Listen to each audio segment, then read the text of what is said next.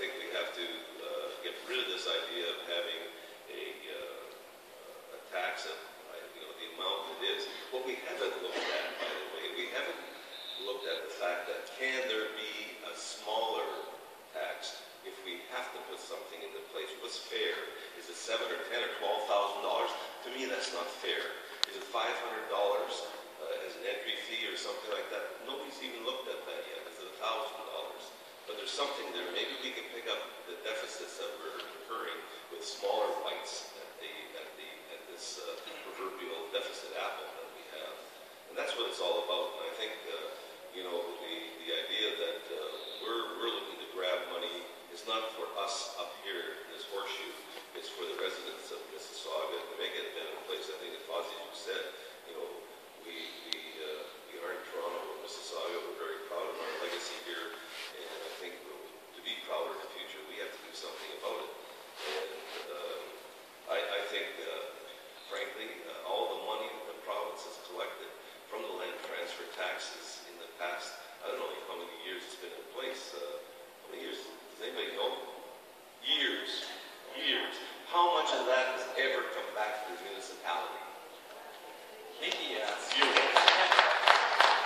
Councillor, that should be one of the tools that we see. Exactly. Not the taxpayers' pockets. No, and that's the sort of thing that, when I'm all over these situations, because, I live here, I've worked here in this community for many years. And the family works here, and the kids have grown up. My grandkids have grown up here. So, I feel the pain, if you want to call it that, but I feel the concern you have. And I think that we have to really work together on it. I think the other point that was brought up about why pay HST every time an automobile is sold? I mean, what an unfair tax. And do we get anything from that? No, it's buried someplace else. And it's the same thing that we double tax a home or triple tax it or whatever else. I think there's got to be fair ways to put that in place. But I'm going to challenge you folks, really. A real challenge. I'd like you to come back as a subcommittee or whatever else. I see some bright minds up there nodding. And you do that and say, we maybe come up with some ideas. You've got great groups like Marinette. They're looking at how to help the city. My challenge to you is how to help us manage the city. Because you know what, we don't have all the ideas, but there's a lot of them out there, and you have a lot of abilities to do that. And I think that's really the quandary we're in. And until we do that, no land transfer tax. Thank you.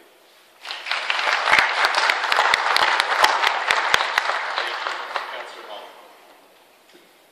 Yes, well, thank you, Mr. Chairman. I didn't plan on speaking because I didn't know we were debating this today.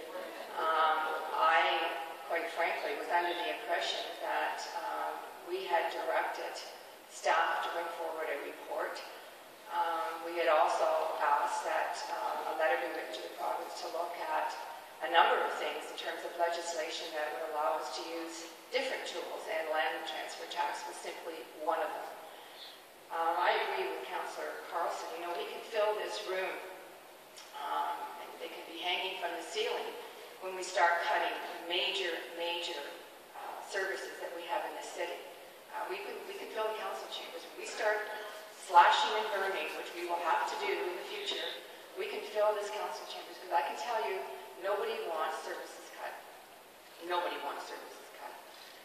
A lot of my residents, I was at 3 AGN meetings in the last couple of weeks, and a lot of my residents will say, well, why is it that Toronto can bring in such a low in rate? And I say to them, for many years, we sent $66 million to the city of Toronto. Over the last few years, they brought in 2009, $178 million, the land transfer tax. 2010, $274 million.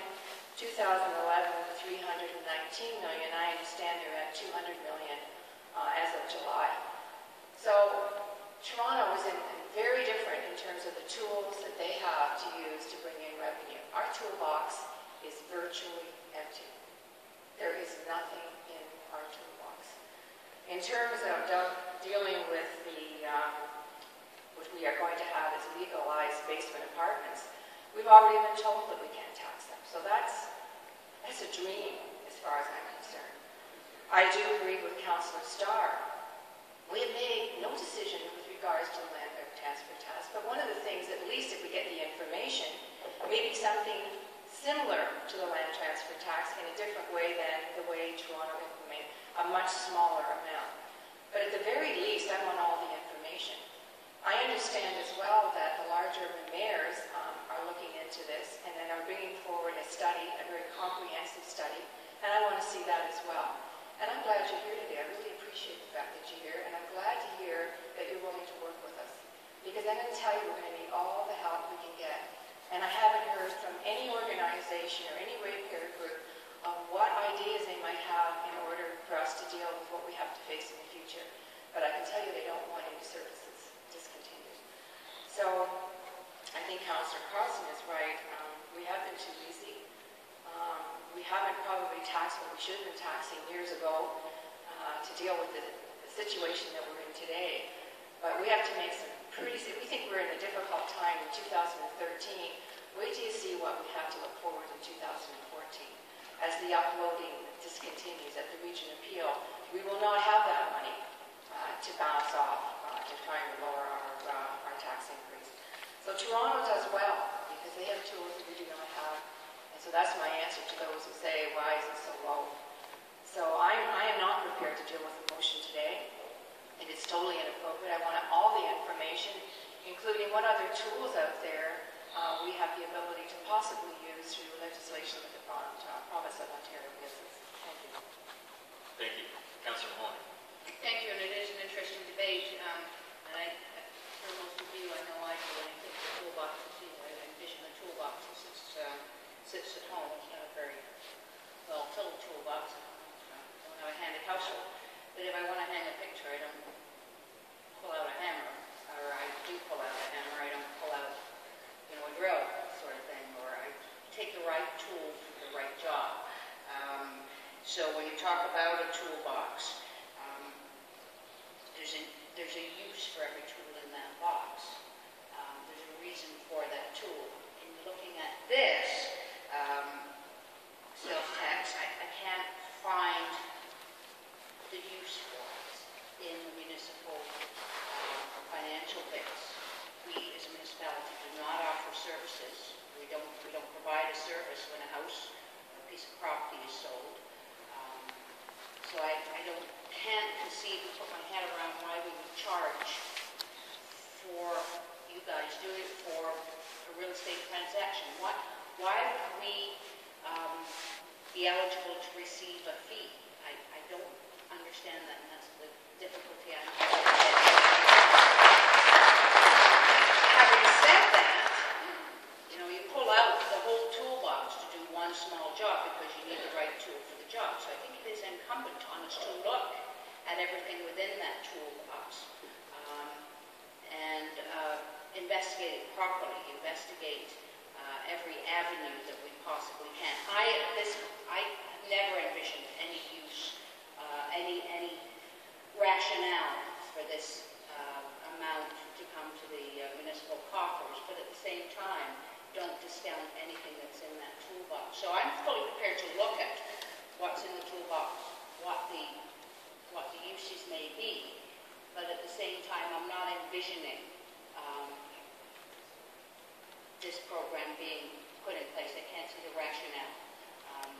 We're a municipality, we collect taxes, we have fees and charges, but for what is the real estate community and the folks buying homes have no, they don't have to inform. You don't have to inform the municipality when you sell a house. New homeowners don't have to inform the municipality that they bought a new house, other than the tax rolls, I guess, just for tax roll purposes, but that's not, as far as I'm concerned, good rationale and justification for charging this fee. I can't understand how this fee would assist the municipality other than financially.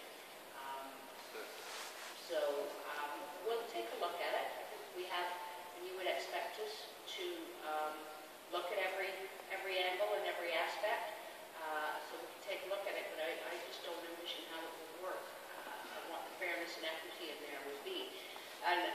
Having said that, though, I do want to go back to the comment from Councillor Starr with respect to, we are dealing on Wednesday with a report on the, or tonight actually, Housing Choices Second Unit's Implementation Strategy. And I think there is an onus on the, on your industry to come back to us as a municipality. We don't have the ability to do applications because the second unit's business is actually running out of residential homes, income being generated by second units.